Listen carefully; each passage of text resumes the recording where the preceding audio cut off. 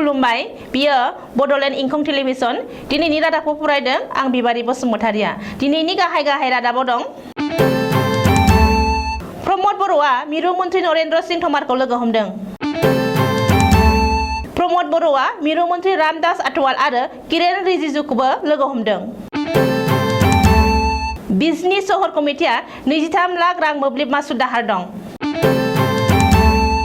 मन्त्री इउजि ब्रह्मआ चिराङाव रिभु मिटिं लादों मन्त्री बिमल बराया फकिराग्रा मोब्लिब बिफाननि मावख'आव नायबिजिरफैदों आसामाव कर'ना भाइरासनि थामथि दोहौ फैथ'वाखै डक्टर बिरुबाला राभाया गोबाव सम बेरामाव गोग्लैनायाव बर' रेबग्रा जुथुम्मा दुखु फोरमायदों आरो थाबैनो रैखा मोनथों होननानै अबंलाव आरज गाबदों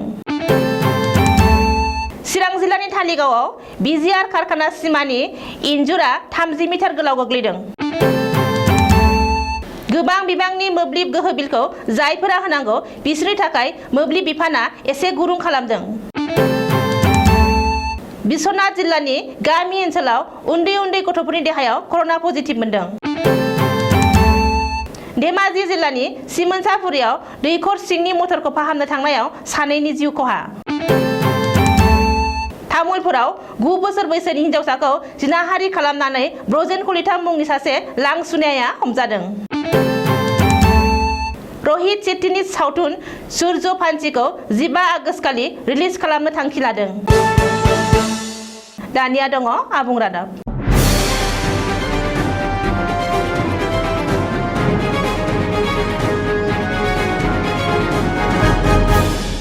बिटिसिनि गाहाय प्रमद बर'आ मिरुनि मन्त्री नरेन्द्र सिंह तोमारखौ समबारखालि लोगो हमदों प्रमद बर'आ मिरुनि आबाद बिफान रुरेल डेभेलपमेन्ट आरो फुड प्रसेसिं बिफाननि मन्त्री नरेन्द्र सिंह तोमारखौ लोगो हमनानै बडलेण्ड आबाद आरो दारिमिनारि बिफानाव जौगाखांनायनि खामानि मावनायनि बागै गुवारै सावरायो आरो मिरु मन्त्रिया बिटिसिनि खुंथायखौ मदद खालामनो थाखाय खोथा होयो होननानै बिटिसिनि गाहाय प्रमद बर'आ गावनि अफिसियेल फेसबुक पेजआव फोसावदों आरो बेनि थाखाय मिरु मन्त्रिखौ गोरबोजों साबायखर बावदों प्रमद बर'आ फोरमायनाय बादिब्ला मिरु मन्त्रिजों सावरायनायाव मिरु सरकार आरो बिटिसि सरकारा जथायै बडलेण्ड माखासे जौगाखांआरि बिथांखि मावफुंनो थांखि लायो बे थांखिफोरा जादों बिटिआर ओनसोलाव आबाद आरो फुड इन्डास्ट्रिफोरखौ जौगाखांहोनो थाखाय जुनियायै राङारि अनसुंथाइ होनाय बिटिआर ओनसोलाव थानाय आबादारिफोरखौ हादरारि आरो बुहुमनाङारि फोरोंथाइ होनाय आरो नायबिजिर होनो लांनाय जागोन बिटिआर ओनसोलाव गं जौसे फिसा फुड पार्क बानायनाय अमा फिसिनायनि थाखाय राङारि हेफाजाब होनाय सानसेयाव 1 लाख किल'ग्राम अमा बेदर दिहुननो हानायनि राहा खालामनाय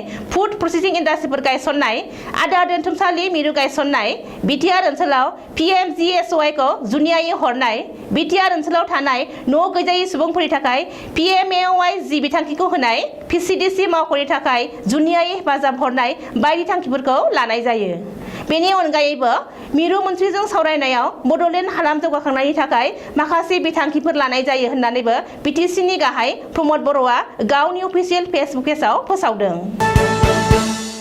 बिटिसिनि गाहाय प्रमद बर'आ मैया मिरुनि आबाद बिफाननि मन्त्री नरेन्द्र सिंह तोमारखौ लोगो हमनायनि उनाव दिनै मिरुनि state for social justice and empowerment मन्त्री रामदास आथवाल आरो state for youth affairs and sports मन्त्री किरेन रिजिजुखौ आलादायै लोगो हमो मिरुनि गुबुन सानै मन्त्रिखौ लोगो हमनानै प्रमद बर'आ बडलेण्ड हालामाव लाइमोनफोरनि जौगाखांनायनि थाखाय गोदान हाबाफारि आरो बिथांखि लानायनि बागै गेबेङै सावरायो प्रमद बर'आ गावनि अफिसियेल फेसबुक पेजआव फोसावनाय बादिब्ला बे जर'खा सावरायनायाव मिरुनि मन्त्री रामदास आथवाल बडलेण्ड हालाम जौगाखांनायनि थाखाय हाबा मावनो खोथा होयो आरो बडलेण्डआव जर'खायै देहायारि नोरजिया सुबुंफोरनि थाखाय हेल्थ सेन्टार गायसननो बिटिआरनि दरब्रैबो जिल्लायाव बैसोगोरा सुबुंफोरनि थाखाय बादा गायसननो आरो ड्राग्सजों साग्लोबजानायफोरखौ फाहामथाय होनो थाखाय ड्राग रिहाब सेन्टार गायसननाय जागोन होननानै बिथांखि लायो ओरैहाय मिरुनि मन्त्री किरेन रिजिजुआबो बडलेण्डनि लाइमोनफोरनि जौगाखांनायनि थाखाय हाबा मावनो खोथा होयो होननानै प्रमद बर'आ फोरमायदों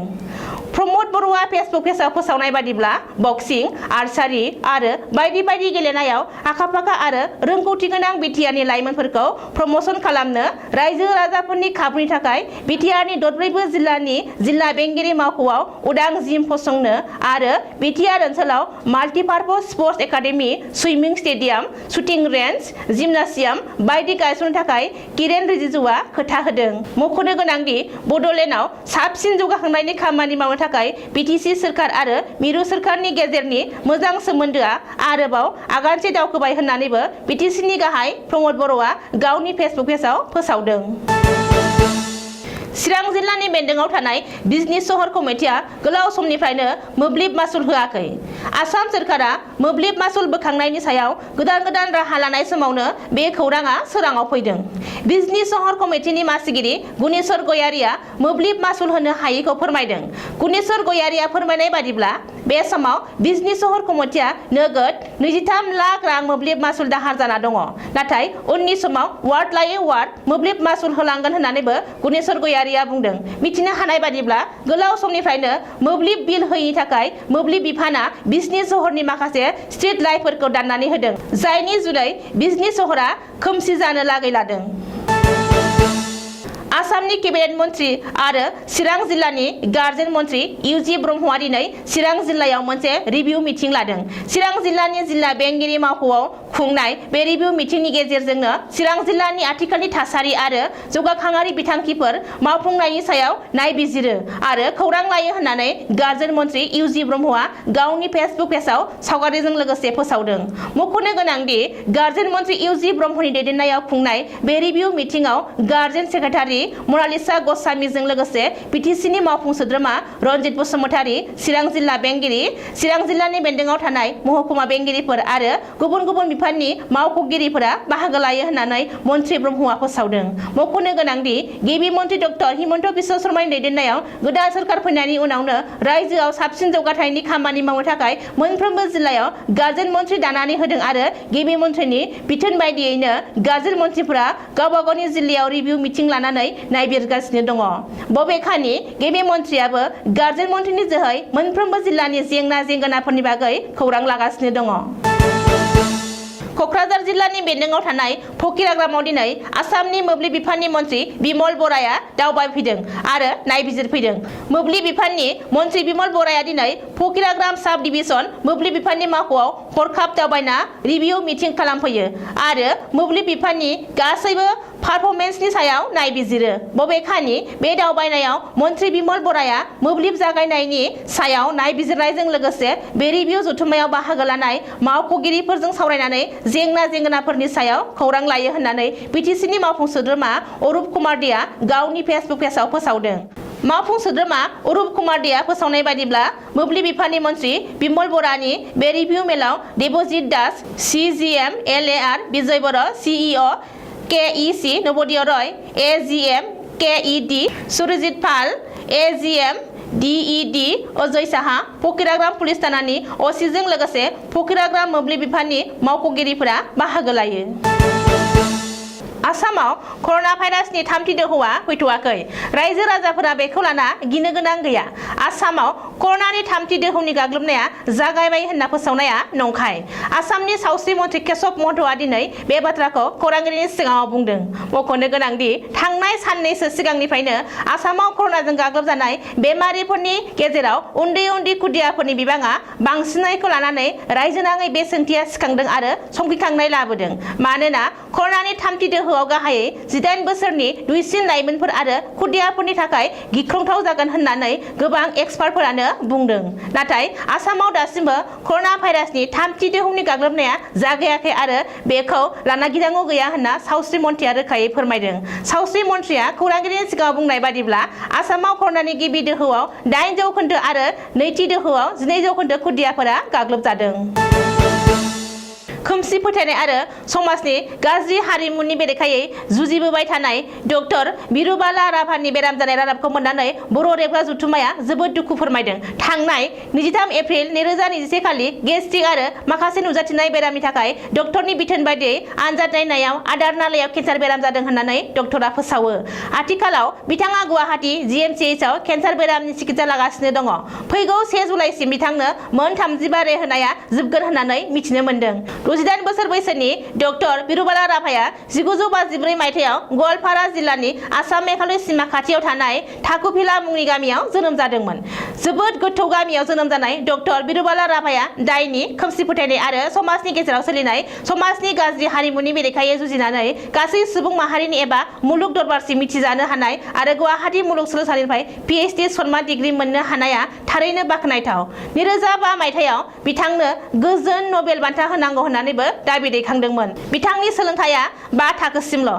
आथिखालाव बिथांखौ गुवाहाटी गणेशगुरिनि गंसे लजनिफ्राय फिसाजो कुमुली राभाया GMCH आव चिकित्सा होनो लांबाय थायो होननानै मिथिनो मोननाय जादों। गोबां अखा हानायनि जाहोनाव चिरां जिल्लानि धालिगावआव थानाय अल इन्डिया कम्पानिनि थाव सोदांग्रा कारखाना BGR नि सिमायारि इन्जुर एबा बाउन्डारिया समबारखालि बेलासि समाव खमैबो 30 मिटार गोलाव बायग्रबनानै हायाव गोग्लैदों। जायगानि रायजो राजाफोरा फोरमायनाय बादिब्ला साहा फारसे हाथिफुटा सान्थिफुर गामिजों नांजाबनाय बे वालआ गोबाव समनिफ्रायनो लुंहेनानै दंखायोमोन। नाथाय अब्लाबो कम्पानिया बेफोरखौ जेबो केरकेरायाखै होननानै अजद होदों।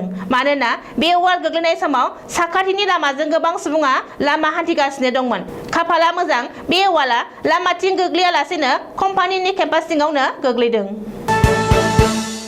आसामाव जायफोरा मोब्लिब गोहोनि बिलखौ गोबां बिबांनि होनो गोनां दंमोन बिसोरो जाहाथे मोब्लिब गोहोनि बिलखौ एफा एफायै किस्तियाव होलांजोबनो हायो बिनि थाखाय नोजोर होनानै मोब्लिब बिफाना एसे गुरुं खालामदों। समबारखालि मोब्लिब गोहो बिफाननि मन्त्रि बिमल बराया गुवाहाटी बिद्युत भवनाव खौरांगिरिनि मेल खुंनानै मिथिहोदों दि आथिखालाव जायफोरा 30,000 रांसिम होनो गोनां दंमोन बिसोरो गासै 10 किस्तियाव होनो हागोन आरो जायफोरा 30 निफ्राय 50,000 सिम होनो गोनां दंमोन बिसोरो गासै 15 किस्तियाव होनो हागोन। अदेबानि माखासे बिथिङाव जायगानिनो मोब्लिब गोहो मावख'गिरिजों सावरायनानै जेंनाफोरखौ सुस्रांनो हागोन। बिश्वनाथ जिल्लानि गामि ओनसोलाव गोबां उन्दै उन्दै गथ'साफोरनि देहायाव कर'ना पजिटिभ मोननाय जादों। समबारखालि बिश्वनाथ घाट गामि पन्चायतनि बेन्दोंआव थानाय गोदान गामियाव कर'ना पजिटिभ मोननाय 6 उन्दै उन्दै गथ'फोरनि बैसोआ फारियै 6 दान, 5 बोसोर, 6 बोसोर आरो 8 बोसोरनि होननानै जायगानि आसा मावथिया सुलुङाव फोरमायदों। दासिमाव बिश्वनाथ जिल्लायाव गासै 77 सुबुंनाव कर'ना पजिटिभ दंबाय थायो आरो बयबो देहानि जोथोन लानांगासिनो दङ। बे बिथिंखौ नोजोर होनानै बिश्वनाथ जिल्ला खुंथाया 7 साननि थाखाय आबुं लकडाउन आरो बैफोर ओनसोलाव कन्टेनमेन्ट जन फोसावबाय। सानजा आसाम धेमाजि जिल्लानि सिमोनसापुरि सिसिर गामियाव दैखर सिङाव हाबनानै मोब्लिब मटर फाहामनो थांनायाव 2 सुबुंनि जिउ खहा जादों। थैनाय सुबुंनि मुंखौ उपेन नार्जारी आरो मिन्टु दास होननानै सुलुङाव फोरमायदों। 36 फुट गोथौ दैखर सिङाव हाबलांनानै मटर फाहामनो थांनायाव अक्सिजेननि आंखाल जानानै बे जाब्रबथाया जादों होननानै खायसे बुंदोंब्लाबो नाथाय गुबै जाहोनखौ मिथिथ'नाय जायाखै। उननि समाव SDRFनि मावफारियाफोरा सानैनिबो गोथै सह'खौ दैखर सिंनिफ्राय बोखांफैयो आरो पस्टमर्टेमनि थाखाय दैथायहरो।